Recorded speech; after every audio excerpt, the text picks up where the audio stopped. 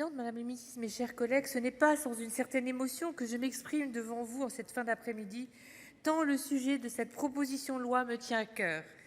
La restitution des restes humains a toujours figuré parmi les grands combats de mon mandat de sénatrice, depuis l'affaire des têtes maories conservées au Muséum de Rouen, qui me conduisit à déposer en 2008 une proposition de loi pour en permettre la restitution.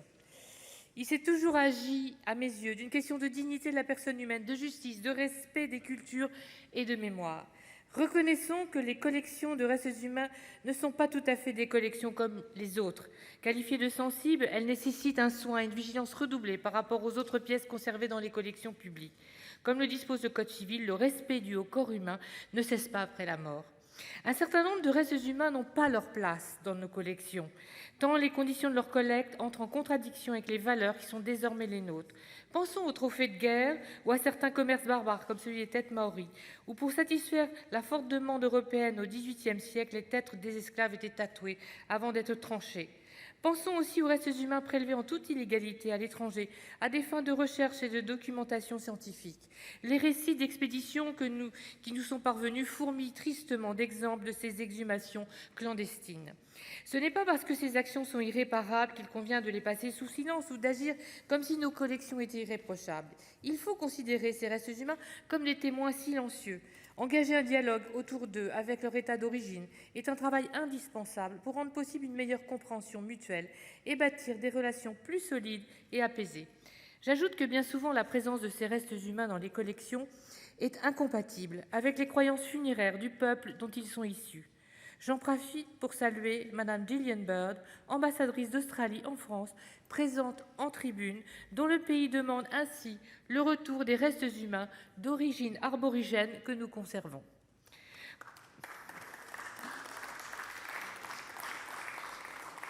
Comme tous les biens appartenant aux collections publiques, les restes humains sont inaliénables. Ils ne peuvent pas être restitués sans avoir été préalablement sortis des collections, ce qui implique l'autorisation du législateur. D'où le nombre très faible de demandes de restitution auxquelles la France a accédé jusqu'ici, 5 en tout, et encore seulement 2 réalisées par voie parlementaire, qui est pourtant la seule juridiquement licite. Souvenons-nous de la restitution en 2020 des crânes algériens par le biais d'une convention de dépôt. C'est la raison pour laquelle la Commission de la Culture plaide depuis déjà plusieurs années pour l'adoption d'une dérogation de portée générale au principe d'inaliénabilité des collections, permettant de simplifier la procédure de traitement des demandes de restitution. Nous sommes en effet convaincus que notre pays a besoin d'affirmer une position claire et de se doter d'un cadre pérenne pour répondre en toute transparence et selon des critères objectifs aux demandes de restitution. Nous ne pouvons pas ignorer l'existence d'une attente sur le plan international qui provient au-delà des seuls pays demandeurs d'organisations comme l'UNESCO ou l'ICOM, qui appellent à la mise en place de pratiques plus éthiques. Ce texte a donc du sens sur le plan éthique comme diplomatique. Le Sénat avait déjà voté en 2020 une proposition de loi relative à la circulation et au retour des biens culturels appartenant aux collections publiques, dont l'article 2 mettait en place une telle dérogation. L'opposition du gouvernement à son article 1er a malheureusement empêché la poursuite de la navette parlementaire. La Commission se réjouit donc de cette nouvelle initiative émanant d'une partie de ses membres qui pourrait enfin permettre de lever les obstacles juridiques qui pèsent sur les restitutions de restes humains.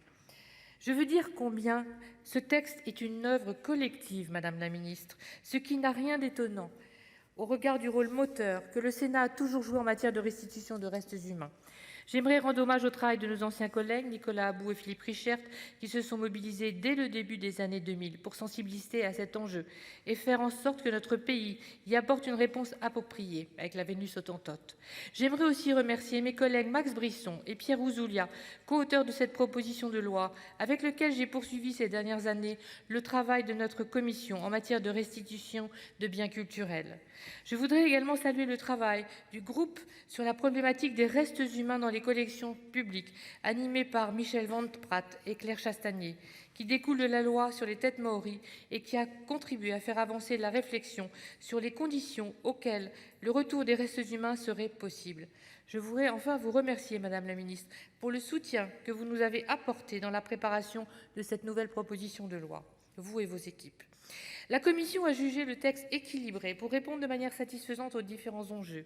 Le cadre législatif mis en place fixe des critères suffisamment précis et objectifs pour justifier qu'il puisse être dérogé au principe d'inaliénabilité sans prendre le risque d'une remise en cause de ce principe.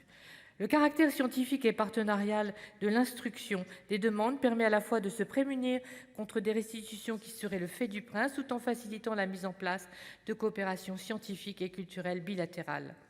La Commission espère que l'examen de ce texte pourra cette fois-ci aller jusqu'à son terme, tant il répond à un réel besoin. Nous attendons donc du gouvernement qu'il octroie aux établissements publics aussi des moyens nouveaux pour leur permettre d'approfondir le travail de recherche sur leurs collections. C'est une condition indispensable pour que ce texte ait un impact réel. Aujourd'hui, l'identité, l'origine et la trajectoire de la plupart des restes humains conservés dans nos collections sont inconnus, ce qui empêche évidemment des pays tiers de formuler des demandes de restitution. Pour finir, la Commission est consciente que ce texte n'apporte de solution pérenne qu'aux États étrangers, laissant de côté le sujet des restitutions de restes humains d'origine française. Sur ce sujet, la Commission est convaincue qu'il existe pourtant une problématique ultramarine particulière à traiter, compte tenu des liens étroits entre ces territoires et notre passé colonial.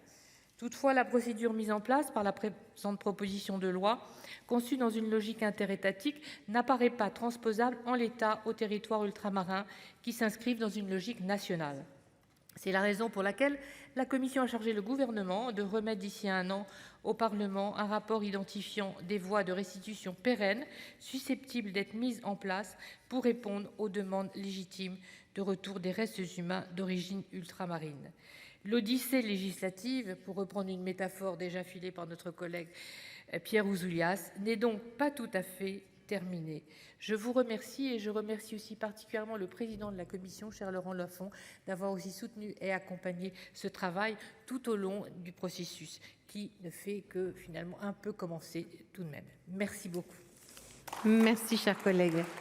La parole est à Madame Rima Abdul-Malak.